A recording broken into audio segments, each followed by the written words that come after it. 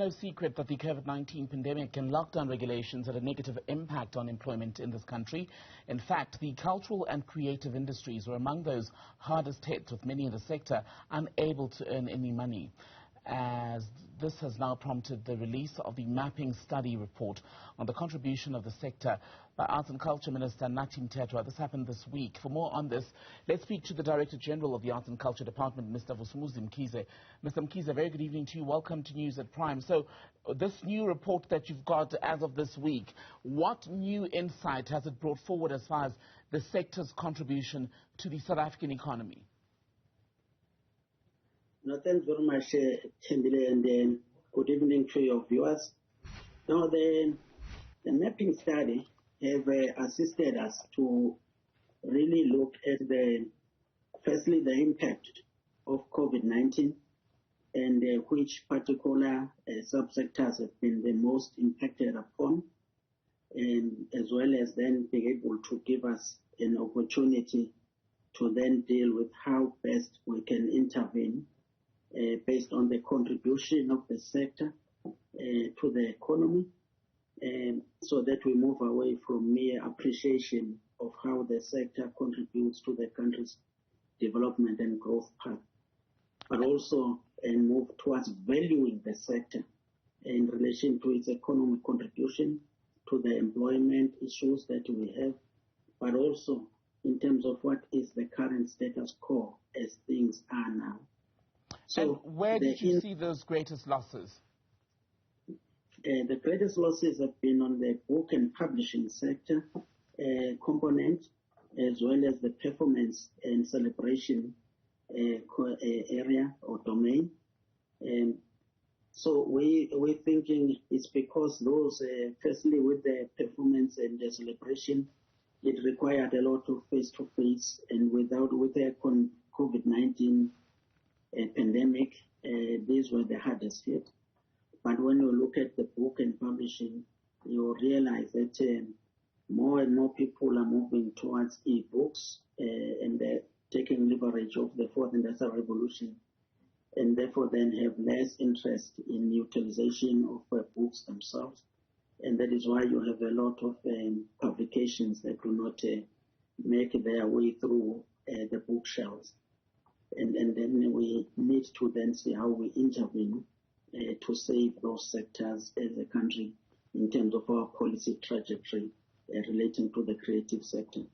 I wonder then if this mapping study confirms the accusation or the claim by some artists that the Arts and Culture Department very much failed them at the height of the COVID-19 pandemic, so much so that we've had these serious allegations of mismanagement of millions of rands which are set aside by a government to help cushion the blow from COVID-19.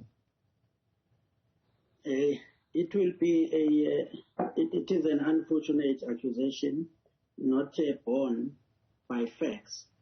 If you are aware, one of the major interventions that we made included the issue of the relief fund that was provided at 3 stages. And secondly, it was the presidential employment stimulus package that was also directly made as a fund. These combined have been able to retain jobs where possible, as well as be able to create new employments. And the value of those alone had more than 60,000 jobs that were able to either be retained or saved, but also the relief that was provided to the sector.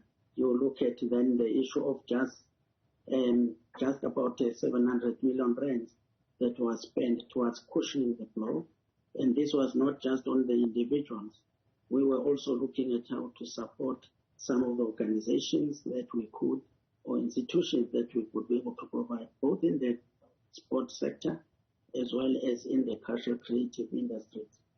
However, so that is not borne by fact. It's just the issues of the fact that people faced with these pressures, they will always have reasons to complain. But there was a report, was there not, given to the minister that said that the National Arts Council, which was seized with the disbursement of those funds, approved way more claims than what the money allowed for. Yeah, but that is not then the embezzlement of funds. That is about trying to approve and cover as many people because the demand was higher than the supply. And there was a requirement then to say, how do you readjust that so that you work with the money you have? So they were, and we have not shied away from that. It was an incorrect decision to approve double the amount you have. Where do they expect to get that money? It is not about how you feel when you deal with the available budget. It is about how you can best support with what the resources available. So that is why then investigation was done in this regard, and for those who were found to be pointed as having been on the side of wrongdoing at a council level as well as administrative level, the council currently is implementing consequence management. So I used the wording mismanagement and not embezzlement, but I don't want us to go and dwell too much on that, because the greater point I was coming to as far as understanding the arts and the economic impact and suffering of people, mainly in the art space in this country, was that a lot of artists felt that what happened then was just another reminder of how, whenever it comes to the well-being of actors, performers, and the broader industry, things just are run in such a shoddy manner that you cannot help but become despondent. And I wonder what interventions now you will have going forward and what will be done to make sure that as you work to better the space, we don't have a repeat of what happened during COVID. Yes, we have a number of interventions, Tembile, and that will start first and foremost with the fact that working and collaborating with the sector, and ours is to then look at the issue of the policy direction. Firstly, just around the development of what we call the CCI master plan, which really takes into account all domains and sector issues. And that particular plan, informed by the outcomes of these mapping studies that we've been doing, will be able to then respond to the needs of the sector, and not just in terms of the particular component or sub or domain of the sector, but it will begin to address the areas that have greatest potential. If we are talking of the sector having contribution of 3% to the GDP, and then you look at the overall employment at about 6%, creating jobs of about 1 million, and responding to the needs of the youth in particular in this country, because this sector employs more of the youth. So the cultural creative industries master plan that we are finalizing its cabinet now will assist us to have what we call scientifically and data variable interventions that are concrete. But also, if you look at what we are going to have now, government has further provided additional 400, almost 900 million towards the recovery of the sector, and we are working again towards making sure that the sector is able to stand on its own and recover. But also, thirdly, if you look at the intervention relating to book policy, as well as the technical and events declaration in terms of the BBBE, all these things are taking the holistic value chain approach of how this sector in this country should be valued and be supported, and not only be appreciated without necessarily investing in it. So there are concrete interventions.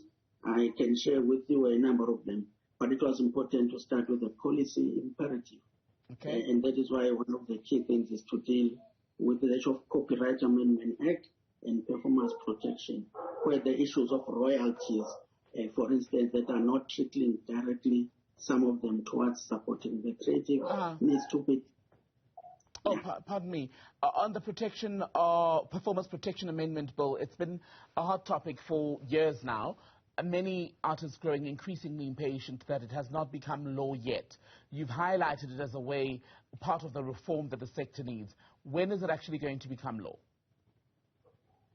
The Parliament, in fact, the President, based on about 3 areas that were seen to be not capable of meeting constitutional muster, these were then referred back.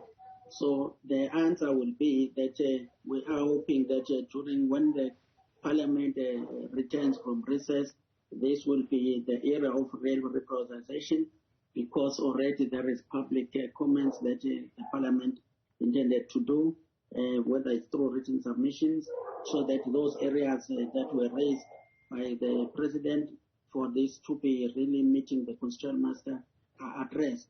So I am hoping that during the course of this financial year, because for us it is the most critical legislation to move away from the 1967 legislation and the 1970s legislation, which does not even addresses the issues of just digital platforms that we have and the exploitation that the creatives face when it comes to the utilization of their material, whether it's online, whether it is through e-platforms. So we're thinking that these particular bills are the most crucial to turn around the lives of the creatives, link them to the revised white paper that has been also been approved. So I believe, Chamber, that those two key legislation bills should be approved this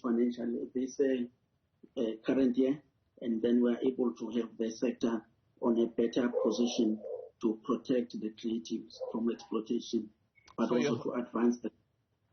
Oh, excuse me, sir.